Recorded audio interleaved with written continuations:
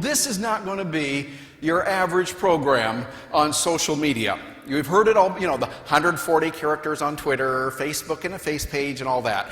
We'll talk about that, but what we're going to do today, we're going to show you how you can use this in your work to attract more business and to really get some solid business results. Is that okay if we do that? Great. Now we're going to have some fun. Matter of fact, what I've done is I put together all this stuff here on my little computer here. By the way, do you like the videos they're playing? Like those things? We can put that up there and have all kinds of neat little groovy things happening. But I want to show you how this will work and what you can do in the work that you're doing to take social media, social networking, and really make this stuff work for you. We're going to talk about a lot of different things. Matter of fact, what we're going to cover today is what in the heck is social media, what that thing is and how you can use it, and Web 2.0. That's what this is all about. It's a whole different ballgame than it was before. And how to use social media, the kind of things that you can do in your work in the meetings industry. And we're also going to take a look at what you can and should do right now. So if you're just getting started, this is a good place for you. We're going to show you how to do this, and we're just going to have a lot of fun with it. When we look at social networking, the idea of working with other people and moving and connecting with them, is it a business tool or a flash in the pan? I think it's really a serious business tool. I've had the opportunity to work with computers and technology for a long time. And I remember years ago, people would tell me, email. What is email? I know what mail is. I don't know what email is. I don't need any of that. Besides, I don't know anybody that's using email. Well, computers, I don't even know how to turn that thing on. As if that were supposed to be funny. Now we look at them kind of like with pity. We're in the same place with social networking and social media that we were a few years ago with email.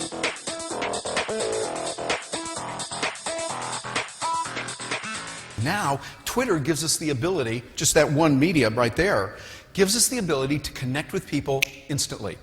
We've already seen the amazing things that it has done with the crash that took place in New York on the river when people were saved by an astute pilot. The first way it was announced was on Twitter. Over in Iran, we're seeing that the revolution is now going through, and people are seeing that because of Twitter. The United States State Department actually went to Twitter and said, please do not do your traditional refresh, shutting down your servers for a few hours. Not right now. We need to know what's going on over there. Twitter is making a huge impact. Facebook, same way. People are using that now in place of email.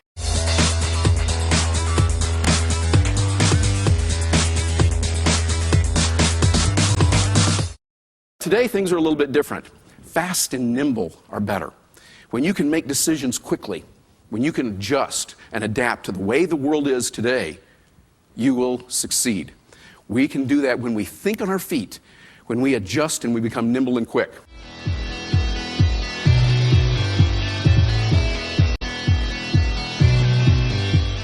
We look at the human web versus Google. I mean, we all use Google, right? Google's still great. I love it. We're working with it and doing great things. But, you know, the human web is even better. For instance, how many of you, just have a show of hands, how many of you know a really good Japanese restaurant in Orlando? Okay, raise your hand. Look around the room. Okay? I could go on Google and look for Japanese restaurant, like Japanese food, Japanese restaurant in Orlando, and I'd get from Google about 500 billion choices, right? You know, or however many they have. But when I hear from you, people that I know, like, and trust, you need to go over here to this one. This one's a little bit better. Or try the sushi over here. It's really good. Someone saying that to me, who I know, like, and trust, means a whole lot more than a list of a whole bunch of things there on Google or Yahoo or whatever. Do you see the advantage of that? And when you think about it, is there any business that would not benefit from that?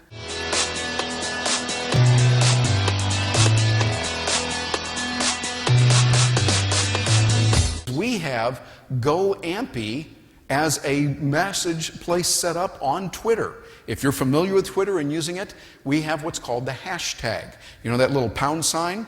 It's set up. We've got that working. And Elizabeth Barrett is working with us right now. I think we've got a couple of things out there, don't we? She's like, go ahead, if you don't mind, would you stand up just a moment and mention it? She is using her iPhone. She's tapped into it right now as this meeting is being conducted, and we're able to see certain things that are happening. Do we have any questions that have come through so far, Elizabeth? We have several questions. Come on over here so they can hear you on the microphone.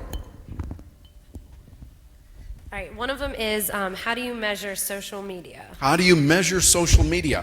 I would say one way that you would not measure it would be in how many followers you have.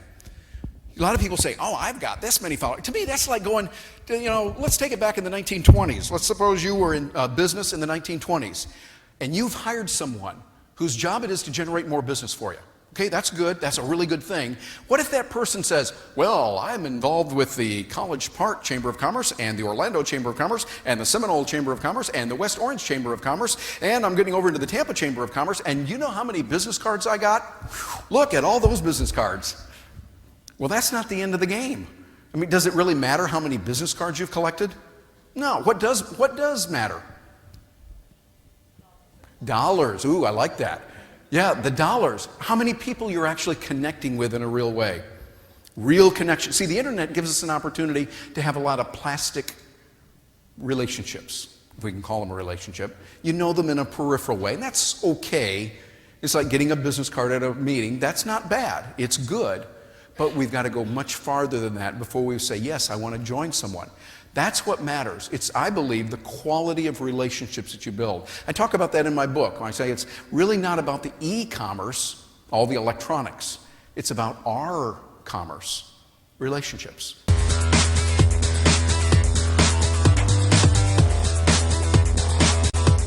Today, relationships matter more than ever. In an age when we've got too many cell phones going off, too much email, too many channels on TV, too many choices, we need people. And that's where your opportunity is. It's really about relationships, not commerce. It is about the R commerce, not the e-commerce and the electronics. Nothing against that. You know me, I'm still using the technology and loving it. But what matters most is the relationship with people. Which leads me to something else I've seen. Have you ever heard this analogy? People say, well, business is war. You got to get out there and you got to fight. I remember I was speaking at a group once, and the VP of sales got up. Real tough guy. Guys, and usually it was mostly guys out there. Guys, this is literal war out there. And I thought, literal war, huh? Are you like killing people? Are you blowing up things? I mean, this is what war is all about. Really, even if you win, you don't win. There's dead bodies. You die. People die on your side. You're destroying things. I think a much better analogy is from something, again, when I grew up in the Midwest. I think it's not about war as our metaphor. I think it's more like farming. Well, I think that's what it is. You know, because when you look at farming, you think, what are they doing? They're surveying the land. They're studying it. Is this the right place to go? They're going out. They're tilling the soil, planting the seeds, nurturing those seeds, watching out for predators that would come by. You put up fences, keep out animals and others that might want to get in and steal what you've got. You also take care of the weeds. Get rid of the weeds that are out there. And you have a harvest. You take care of things there, and you have a bountiful harvest. You always put your seed cord back in for the next season. It's ongoing. I think that farming is really the analogy that we should embrace as we look at the world and the way it really works, and particularly in the 21st century. War is becoming very outdated. We're seeing that clearly in the news daily. And we're seeing that that is not necessarily the way to make change. A better way to be to think about relationships, to establish, build, and maintain those relationships. That's the key. The way that we get ahead is by building those relationships. And here's the beauty of it. We can use the technology to leverage that. By leveraging the technology, we can help people more. We can do these kinds of things when we, first of all, have the right technologies, and then secondly, know how to use them. When we do that, we can do it, because relationships are really more important today than ever before.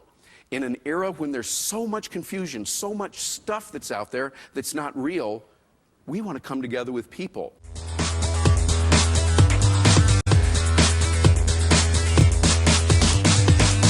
Not yet.